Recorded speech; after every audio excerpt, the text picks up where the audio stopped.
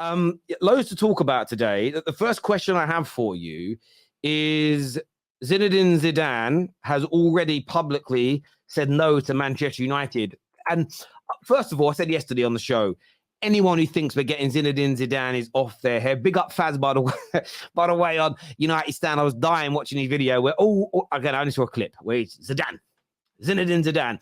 We're not getting him. He's rejected Man United. Are you surprised to see that rejection? I mean, no, I'm not surprised to see the rejection, to be honest with you. I think any manager with a functioning brain cell will reject Man United right now because it's just the same old cycle over and over again. I made my earliest prediction. My second earliest prediction was Man United related, and I believe I said it on Straight Facts that Ten Hag is going to get sacked this season. I said, his burial is going to be at Anfield, December 16th. I even remember the date. That's how many times I've said it, so I remember that as well. With Zidane, look, he understands the position that he's going to be put under. He understands the pressure that he's going to be put under. He understands, what comes with managing Manchester United. He's managed Real Madrid. Let's be honest here, as much as, Man United fans think they're the biggest club in the world, Real Madrid is the biggest club in the world. Real Madrid is next level. Real Madrid, even if you don't even just play the media game, you get sacked. Zinedine Zidane was sacked after winning 3 back-to-back Champions Leagues. Or quote unquote, he left with mutual consent. That's what they like to say. Same thing with his second stint, where he won another Champions League, I believe it was, and a La Liga title as well, and he still ended up leaving. So first of all, I would like to say publicly, I think Zinedine Zidane is actually one of the most underrated managers. I'll be honest with you, 100% one of the most underrated managers. And the reality is, look, I think he'd do a good job anywhere if given the backing and the support of the board. If he gets the backing financially, he'd do well. But I don't think he at Man United right now. Look, I know the Glazers thing, and you said as soon as someone mentions the Glazers, go like, yes, we do go like that because it's a balance. It's a balance with blame. We cannot sit up here and say, if Terry right now says the reason why we can't win the Premier League is the Glazers, I'd agree with him. The reason why we can't win the Champions League is the Glazers, I'd agree with him. But we can't blame the Glazers for the loss against Man City or the loss against Newcastle, stuff like that. Individual results, the Palace, the Brighton, the stuff that you're seeing on the pitch. So I think there needs to be a balance of blame. There are certain things Ten Hag's going wrong. Yeah. There are certain hills he's died on that he's going to have to pay for. The Bruno and Rashford hill, we've spoken about it already. I'm sure you've heard it from 900 Man United fans already, not just myself, I don't know how many times Terry's heard, we need to drop Bruno, we need to drop Rashford. He's probably heard it a million times. So there's many decisions that he's making that I think are affecting him negatively. Certain things in the press is affecting him negatively. Tactic, all of that stuff, we've had conversations about it. I just think Ten Hag is not really doing himself any favors. He is now. And with Zinedine Zidane and any elite manager, I think any elite manager after the last 4 years specifically, I'm talking Ten Hag, Oli, Ralf Rangnick, and who was the guy before Oli? Mourinho. Those 4 years specifically, like these 4 time frames at Manchester United right there, for me, if you're an elite manager looking at what's happening at Man United, you're going to go like, nope, I don't want any part of that. I'll be honest with you. I agree. Zidane, again, the Man United fan in me would love Zidane to come to this club. I think there's a tremendous manager in there. The football fan in me would warn him away. There's a story today, I haven't read it in detail, that Man City are looking at Kobe Mainoo, the young player coming through. The Man United fan in me says, stay away from this kid. I think he's got stardust in his boots. The football fan in me says, sign him, please, because we'll ruin him. And this is the difference between me and a lot of Man United fans at the minute. I'm living in reality. And the reason that I didn't agree that Ten Hag would be sacked this year is I thought he was instilling his long-term philosophy. He told us he's not doing that because he doesn't have the players to do it. But you've brought 14 in, I think 9 permanent.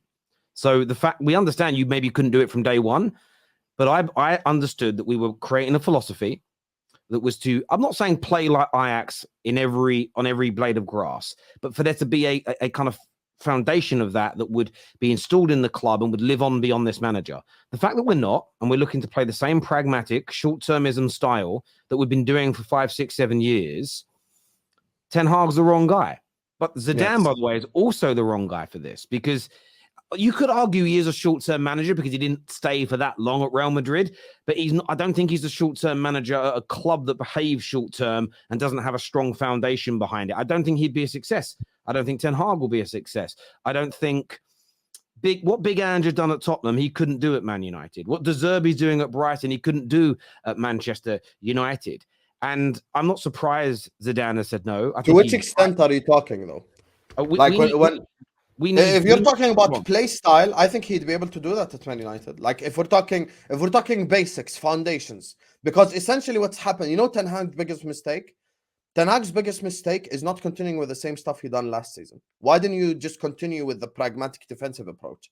That's what I don't get. Because let me just tell you why it's a problem, and then I want you to explain it from your perspective as a Man United fan. I'll tell you why from the outside looking in it's an issue. Essentially, what's happened when you deep it, last season has just become pointless. Essentially, literally, that's if you think about it, last season's pointless because had he continued playing on the counter attack and didn't care about the whole possession, blah blah blah, and just focused on that specific style and carried on his work, even if it was a bit more pragmatic, a bit more defensive, if it yielded results, now you'd be into your second season. Players are used to that, you know. Rashford bangs on the counter, Bruno bangs on the counter. Let me just interject for a minute. Sorry, you are right. And by the way, I didn't think last year football was that bad. It was exaggerated. Yes, it didn't look like prime Barca. It wasn't total football. But from beginning-ish of October through till we won that Carabao Cup, our football was good. We beat a lot of the top teams. Yes, when we played a lot of the top sides, we countered. We went to the Camp Nou and dominated Barcelona. In those games, home and away, we were excellent. Against City at home, excellent. Yes, when we played Liverpool at home, when we played Arsenal at home, when we played City at home, we counterattacked more so than dominated the ball. But that didn't bother me because we won. I wanted us to become better on the ball, and I think we could have again just adapted from last year. He's changed it, but he's changed it in a way where he's trying to make us play more progressively.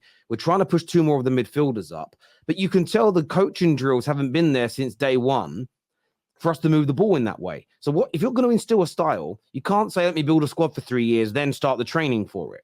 You have to start the training from day one. Yes. You start the process from day one, and every player you add into that it just makes no sense the way he's doing it. And that's why I've lost faith in what he's doing. I also look at the decisions he's making. He's losing his mind. And I hate saying this, but it's the truth. He started Casemiro with a hamstring strain in a cup game when we didn't need to, and he could now be out until January. So and by the way, Casemiro is not the reason our midfield has been run through this year. That is a myth. It's being run through because both eights push forward. We lose the ball too easily. And then whoever is playing in that sole DM role is being exposed. Amrabat's now being exposed. Casemiro is being exposed. And this is system-based. And you are right. There are lots of things to blame the manager for. And the biggest thing I blame him for is taking the job when he knew that he wasn't going to be able to instill the style of football that he was famed for. He should have said no. And I think arrogance has probably got in his way. I can do it a different way. Listen, most managers in the modern day era play football one way. And if they're not playing that way, it doesn't work for them. They have to play their brand. I think managers of yesteryear could change it up. I don't think they're like that nowadays. As great as Pep is, I can't imagine him changing. I can't imagine him going to a smaller club and being able to play like Jose. I can't imagine that, right? We've seen, the greats of yesteryear could do that. And that's not a dig. It's the era that we're in, and it's the way football is right now. And it'll probably change again in another 20 years. So it's not about digging anybody out. That's annoyed me. There's a comment that come here through Maradon. And I want to put this out because this is touching on what we said. He says, the reason I oppose you, Terry, is that you're a football. I don't know what he means by that. And these signs are very obvious, but you refuse to admit just blaming the Glazers is weak. But the problem is, Maradon, is that you've commented on every video I've made this week, and in the videos I've explained it.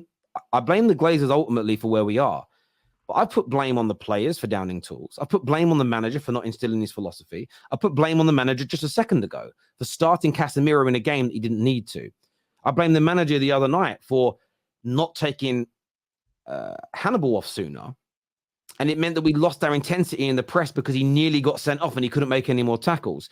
So to say that I haven't blamed anybody but the Glazers is a lie. However, if they've brought in a manager like Ten Hag to not bring the style of football that he was famed for, that's another mistake with the board. You don't employ You don't employ Pep Guardiola to play Diego Simeone style of football. Equally, you don't go and employ Jose and say, we have to play the Ajax way, the Barcelona way, the City way now, because he has never done that in his career. Jose, yeah. And that's the point I'm making. So if the owners of a club do that, yes, the manager would fail in his attempt. But if you hire the wrong person from the beginning, if I need a brick wall built in my house, Maradon, and I employ somebody who is a dentist and he messes up the brick wall, yes, the dentist messed up the brick wall. But I employed him. So it's still on me. I'm still at fault because I didn't hire somebody with the right skill set to get that job done.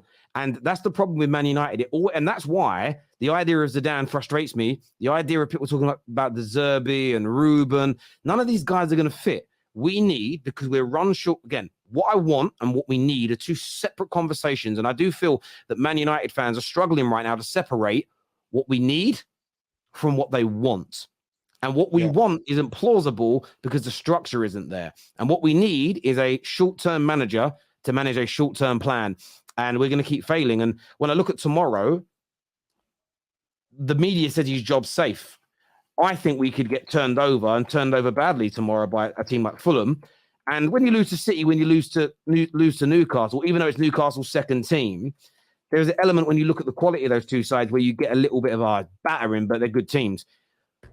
Tomorrow could be the Fulham game. You really think you're going to be in trouble against Fulham? Mate, have you watched us play this? See, we are in my. I hate saying this. I want to win tomorrow, and if we win, I'll do my match reaction and I'll praise the performance. If we win and play well, I'll praise it and I'll be happy. But in my heart of hearts, I cannot see a situation that enables us to win. They don't have a goal scorer. That won't stop them. We struggle. We didn't break down Newcastle team that had 4 fullbacks that started, and one of their fullbacks playing at centre back hasn't kicked a ball for 18 months. We couldn't break them down. Same reason why Spurs won last week. I remember. But Spurs, though, like as much as we could look at all the weaknesses of Fulham and go, well, they made this mistake and Spurs did this. Barring Palace in the Carabao Cup, every other game this season that we have won, we have got over the line with an element of fortune, an element of luck, where you go, got away with that. We haven't won a game where we've gone, yeah, but we were by far, probably barring Nottingham Forest. I know we went 2-0 down quickly, but we were very good for the rest of the game and we deserved to win that match. Maybe outside of that game, every other game you've sat there and gone, I'm happy with one, but my God, we're awful. So I just see us going away. Confidence is on the floor. I saw Adam McCullough tweeted something the other day, and listen, every Man United fan's entitled to look at this how they want. It's not a dig, but he says, I'll stay with the manager until the wheels fall off. And I'm genuinely looking at this, and I'm like, bruv, the wheels are off. The axles are gone. Falling off already. Like, the wheels have been gone for weeks. The axles are gone. There's nowhere to attach the wheels to anymore, as far as I can see, because these players have stopped working. And the manager has come out, and I know in his press conference he's buoyant and he's saying we're going to be okay. The players are up for this. I know he's done one-to-one meetings with them. I just look at the situation. I've been here before. I've seen this movie. I know what happens, and I use this example again and again. It doesn't matter how often I watch Rocky IV or Apollo Creed dies, and it doesn't matter how many times a Man United manager under the Glazers in his past decade has been in this position. None yet have turned it around.